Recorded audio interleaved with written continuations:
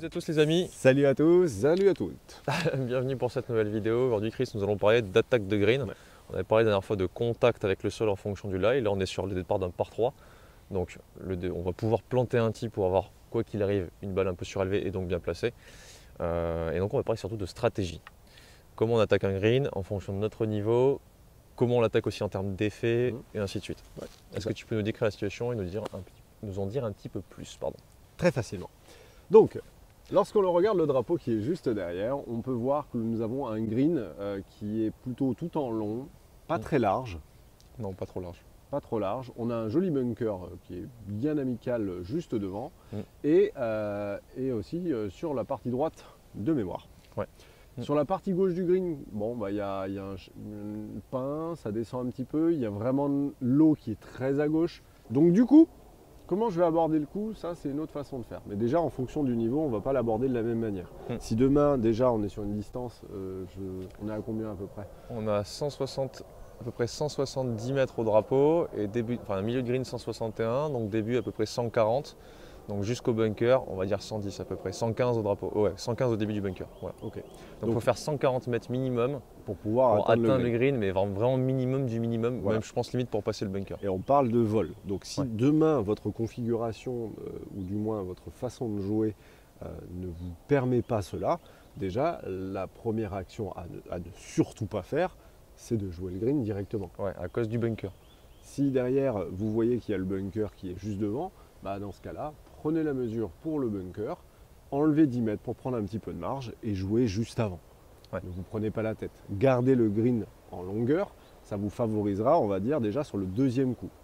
Ouais. La priorité absolue, il faut toujours garder à l'esprit que il faut arriver à anticiper aussi comment va se passer le coup d'après. Si demain votre niveau d'exigence est de dire oula mais attends mais moi je dois faire un bogey sur ce trou, pourquoi aller se casser la tête en disant c'est pas un trou qui est dans la configuration qui pourrait me mettre en valeur, c'est un trou au contraire qui pourrait bien me desservir. Donc à ce moment-là, je vais partir sur une stratégie qui est nettement moins risquée que lorsque tout est on va dire tous les voyants sont au vert pour faire une performance. Il n'y aurait pas le bunker devant, on demanderait à n'importe qui d'attaquer en vrai. Bien sûr. Le bunker va faire que le grand classique sur ce trou, c'est pour les joueurs qui vont être, on va dire, dans 18 à 36 par exemple, ou qui ont un petit manque de longueur du moins, vont la mettre dans le bunker.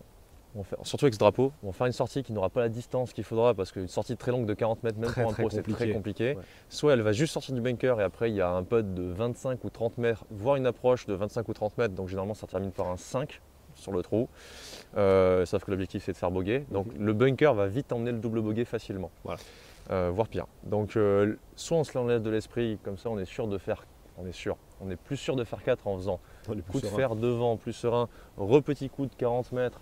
Ensuite, j'essaie de faire 3 ou 4 au pire parce que j'ai réussi à atteindre le green à mettre peut-être pas trop loin du drapeau. Si je fais 5, c'est qu'il s'est passé une catastrophe sur le green ou sur un truc que là-bas je suis censé maîtriser. Oui. Si par contre j'ai la possibilité d'attaquer le green directement, là du coup je vais le faire. Le drapeau 170 mètres, c'est pas une distance avec laquelle tout le monde est à l'aise non plus. Tu l'as dit justement, il y a la butte qui ramène vers l'eau. Je connais bien le trou, quand tu la mets début, juste derrière le bunker, début de green et que tu kicks un peu à gauche, pardon, elle reste. Si par contre on regarde le fond de la butte là-bas, on se rend compte que c'est beaucoup plus pentu que prévu. Donc là, si j'attaque vraiment le drapeau, il y a le danger, si je rate un peu à gauche, de m'enfermer vers l'eau, soit d'y aller, soit d'avoir une approche derrière qui est vraiment catastrophique, enfin très très difficile. Ok, donc là pour le coup, on est encore dans la façon de dire, demain, si vous devez jouer votre coup de golf, il faut anticiper ce qui peut se passer en cas de mauvais coup. Exactement. On ne dit pas qu'il faut programmer le mauvais coup, on dit simplement de dire, tiens, qu'est-ce qui peut se passer au pire? C'est ça. Voilà.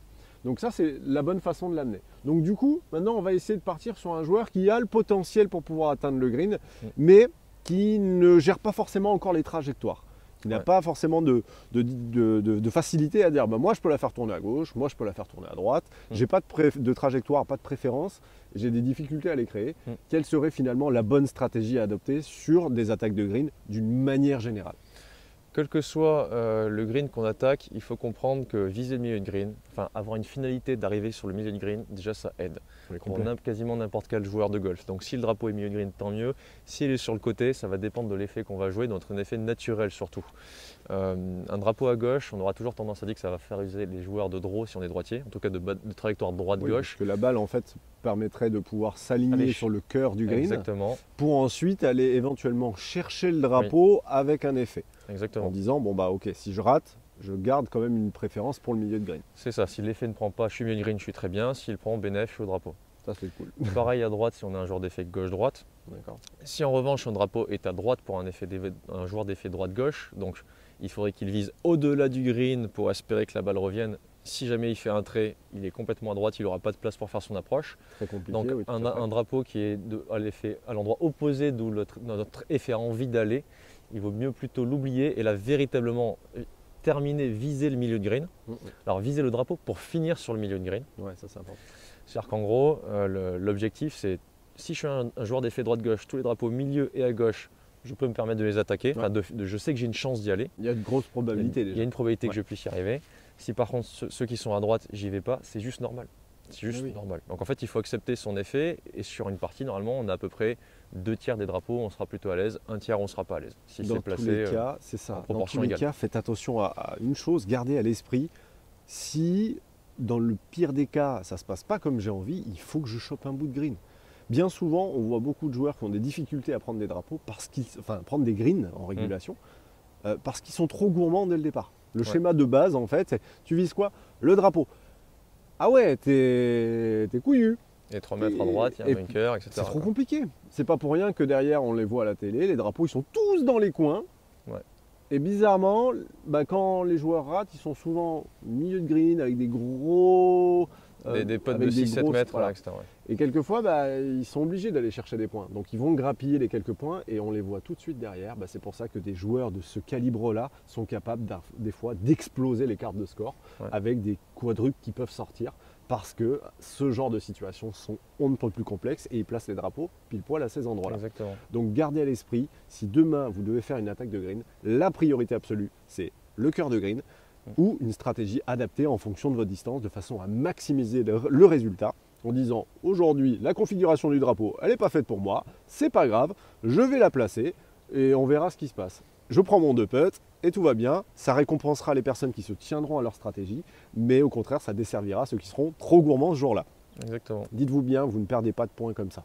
Vous en gagnez si vous arrivez à aller chercher le drapeau, mais en étant cœur de green, vous n'en perdez pas. Il y a la stratégie d'aller grappiller des points, on va chercher des points, ou alors de ne pas en perdre. Et au golf, quasiment tout le temps, celle qui gagne, c'est de ne pas en perdre. Mais oui. Quand on va en grappiller, on sait à quel moment il faut les grappiller. C'est ça. Pour les pros, c'est sur un coup de wedge, ils vont viser les drapeaux. Sur un coup de fer 4, ne croyez pas qu'ils attaquent les mains. Parfois oui, lorsqu'ils ont de la place pour la faire rouler, etc. Donc si vous attaquez avec un hybride à 170 mètres, aller chercher le drapeau, c'est déjà peut-être un petit peu... si un pro le fait presque pas déjà cette distance-là. Voilà, nous, on va essayer de taper le coup de fer, Chris. On va essayer d'aller chercher le drapeau. Mais... en vérité, la plupart des joueurs ont plutôt tendance à jouer plutôt court vers le milieu ici. Voilà. Oui, ne pas aller chercher. On vise les parties les plus larges. On va quand même essayer. Allez, c'est parti. 170, moi j'ai pris un fer 6 en visant, vu que je suis un joueur de draw et que le drapeau est milieu gauche, je vais viser partie droite du green, mais pas non plus bord droit. D'accord. Et logiquement avec mon draw naturel. Ouh, elle est fantastique. Tombe. Ah, il y a un petit peu trop. Oh ok, parfait. Pure shot. Bon, typiquement, drapeau à gauche, joueur de draw, je suis avantagé. Avantagé. Dans ton cas, ça va être coup de fer 6 aussi. Coup de fer 6 aussi. Elle est parfaite. Plante le tube. Plante le tube. Comme moi, elle a pris un peu trop de vent. Ouais, parfait, bien joué. Bon, Chris, quoi qu'il en soit, on l'a compris, en fonction de son effet, on va essayer de faire sortir la balle plutôt sur une partie du green ou plutôt sur l'autre. En fonction du drapeau, on sait qu'un joueur de fade dans cette situation aurait plutôt tendance à terminer milieu green plutôt qu'au drapeau. S'il termine au drapeau, c'est que le fade n'a pas pris, mais ça peut être bénéf aussi. Tout dépend évidemment des conditions, des positions de drapeau. Jouez votre effet, quoi qu'il arrive. La plupart des joueurs d'effet droite-gauche vont plutôt tendance à faire sortir leur balle à droite, partie droite du green pour qu'elle revienne au milieu ou un peu partie gauche. Et les joueurs d'effet gauche-droite vont plutôt devoir imaginer leur trajectoire, partir plutôt partie gauche du green et revenir ensuite vers le milieu. C'est aussi simple que ça. Gardez à l'esprit de toute façon que si c'est un effet qui reste involontaire, essayez d'aller chercher le milieu de green quoi qu'il arrive. Le cœur de green restera toujours la meilleure stratégie d'une manière générale. C'est ça. Si jamais il y a un drapeau que vous voulez aller chercher, évidemment, plus avec un coup wedge qu'avec un coup de fer 5. Tout à fait. Donc comme d'hab, on like, on partage, on s'abonne. On n'hésite pas à nous dire dans les commentaires ce que vous en avez pensé. Et on se retrouve très prochainement donc pour une prochaine vidéo. À plus. Salut à tous.